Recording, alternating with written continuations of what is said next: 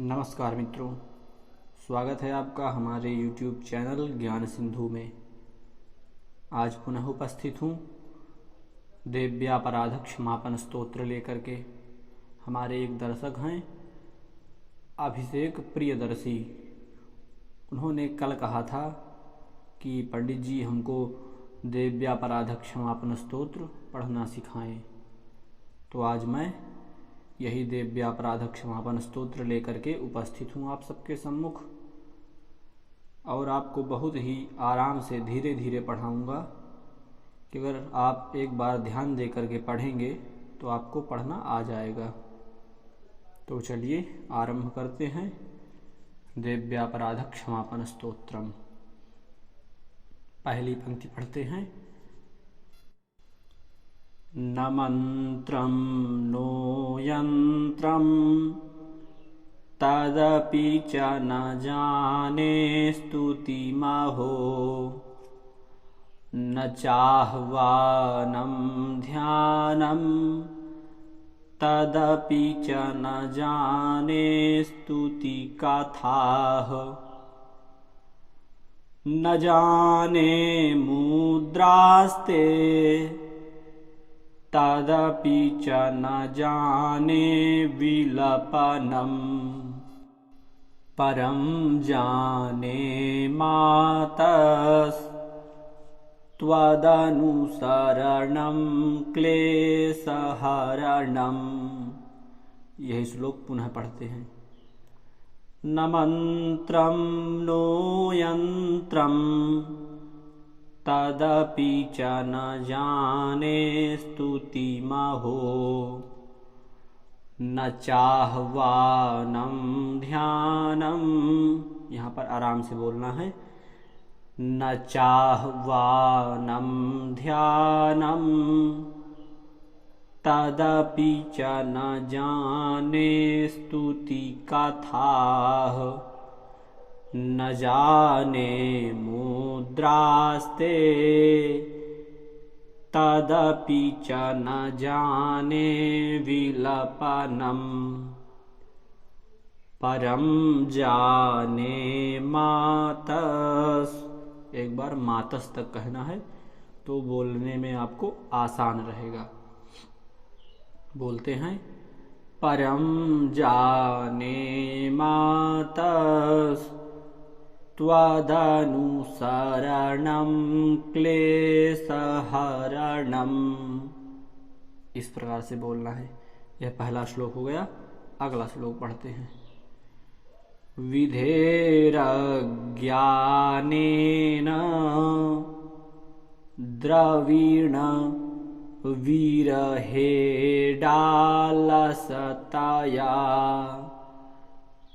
विधेरज्ञानेन द्रवीणविरहेडालसतया, विधेया सक्यत्वात् तव चरण योर्याच्युतिरभूत्। ये दूसरी पंक्ति आपको बोलने में थोड़ा कठिनाई हो रही होगी, तो इसको पुनः प्रयास करते हैं। विधेया सक्यत्, विधेया सक्यत् त्वात्तव चरणयोर्यात्। ऐसे त्वात्, क्योंकि डबल ता है ना, आगे एक आधा ता है फिर वा लगा है बड़ा वा, फिर आधा ता है फिर एक पूरा ता है फिर आगे वा है। तो इस प्रकार से बोलते हैं। विधेया सक्यत् त्वात्तव चरणयोर्याच्युतिरभूत्, तदेतत्, यहाँ पर ता आधा है, तदेतत् क्षन्तव्यं जननी सकलोद्धारिणी शिवे, जननी सकलोद्धारिणी शिवे कुपुत्रो जायेत क्वचिदपि कुमाता न भवति। यह श्लोक पुनः पढ़ते हैं। विधेरज्ञानेन द्रविणविरहेडालसतया विधेया सक्यत्वात् तव चरणयोर्याच्युतिरभूत् तदेतत् क्षन्तव्यं जननी सकलोद्धारिणि शिवे। कुपुत्रो जायेत क्वचिदपि कुमाता न भवति। अगला श्लोक पढ़ते हैं। पृथिव्यां पुत्रास्ते पृथिव्यां पुत्रास्ते जननी बहवः सन्ति सरलाः परं तेषां मध्ये विरलतरलोऽहं तव सुतः मदीयोऽयं त्यागः समुचितमिदं नो तव शिवे। समुचितमिदं नो तव शिवे। कुपुत्रो जायेत क्वचिदपि कुमाता न भवति। अगला श्लोक पढ़ते हैं। जगन्मातर्मातस् तव चरणसेवा न रचिता न वा दत्तं देवी न वा दत्तं देवी द्रविणमपि भूयस्तव मया द्रविणमपि भूयस्तव मया। तथापि त्वं स्नेहं मयि निरुपमं यत् प्रकुरुषे। यही पंक्ति पुनः बोलते हैं। तथापि त्वं स्नेहं मयि मयि मयि ऐसे बोलना है मयि मयि निरुपमं यत् प्रकुरुषे। कुपुत्रो जायेत क्वचिदपि कुमाता न भवति। अगला श्लोक। परित्यक्ता देवा विविध विध सेवा कुलतया परित्यक्ता देवा विविध विध सेवा कुलतया मया पञ्चाशीते राधिकमपनीते तु वयसि। मया पञ्चाशीते राधिकमपनीते तु वयसि इदानीं चेन्मातस्, आधे शतक बोलना है। इदानीं चेन्मातस् तव यदि कृपा नापि भविता, इदानीं चेन्मातस् तव यदि कृपा नापि भविता, निरालम्बो लम्बो दरजननिकं यामि शरणं, निरालम्बो लम्बो दरजननिकं यामि शरणम्। अगला श्लोक पढ़ते हैं। स्वपाको जल्पाको भवति मधुपाकोपमगिरा, निरातङ्को रङ्को विहरति चिरं कोटिकनकैः, निरातङ्को रङ्को विहरति चिरं कोटिकनकैः। यहाँ पर कोई कोई लोग ऐसे भी बोलते हैं जैसे विहरति चिरं कोटिकनकैः, तो जो हरा में आगे अनुस्वार है तो उसको का की वजह से जो आगे कोटि का पड़ा है उसको इस प्रकार से पढ़ सकते हैं। चिरम ना पढ़ करके इस प्रकार भी पढ़ सकते हैं, चिरंग कोटिकनकैः। तो दोनों शुद्ध हैं, चाहे आप चिरम बोलिए चाहे चिरंग कोटिकनकैः, दोनों सही है। अगली पंक्ति देखते हैं। तवापर्णे कर्णे विशति मनुवर्णे फलमिदं, तवापर्णे कर्णे विशति मनुवर्णे फलमिदं, जनः को जानीते जननी जपनीयं जपविधौ। अगला श्लोक देखते हैं। चिताभस्मालेपो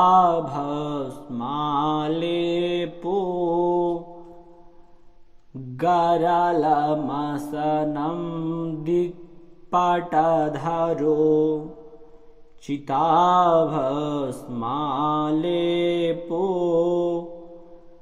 गरलमसनं दिक्पटधरो, जटाधारी कंठे भुजगपतिहारी पशुपतिः, जटाधारी कंठे भुजगपतिहारी पशुपतिः। अगली पंक्ति। कपाली भूतेषु भजति जगदीशैकपदवीं, कपाली भूतेषु भजति जगदीशैकपदवीं,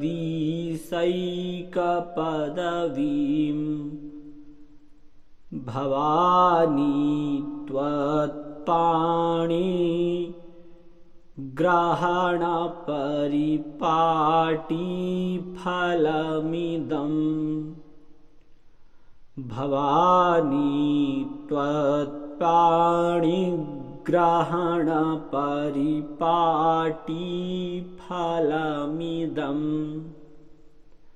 अगला श्लोक देखते हैं। न मोक्षस या कांक्षा, न मोक्षस या कांक्षा, भव विभव वाञ्छापि च न मे, भव विभव वाञ्छापि च न मे।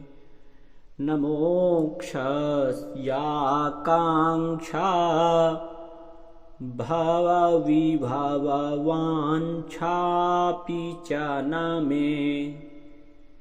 न विज्ञानापेक्षा शशिमुखी सुखेच्छापि न पुनः। न विज्ञानापेक्षा शशिमुखी सुखेच्छापि न पुनः। अतस्त्वां संयाचे जननं यातु मम वै।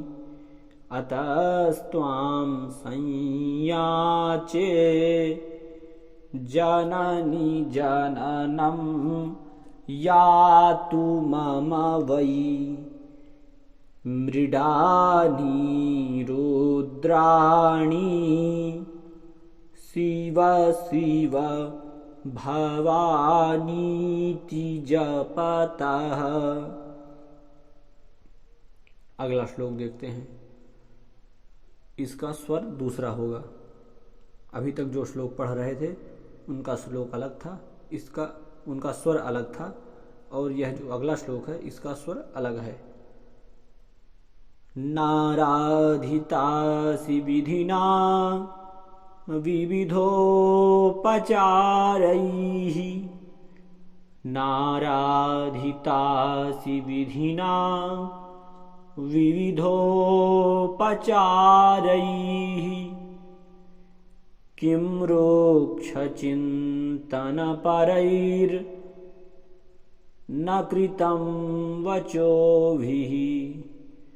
किं रुक्षचिन्तनपरैर्, यहाँ पर परैर तक कहना है। जुन्ना में ऊपर रा लगा है, पर्वतीय रा लगा है, तो रा तक कहना है। किं रुक्षचिन्तनपरैर्न कृतं वचोभिः। श्यामे त्वमेव यदि किंचन मय्यनाथे, श्यामे त्वमेव यदि किंचन मय्यनाथे।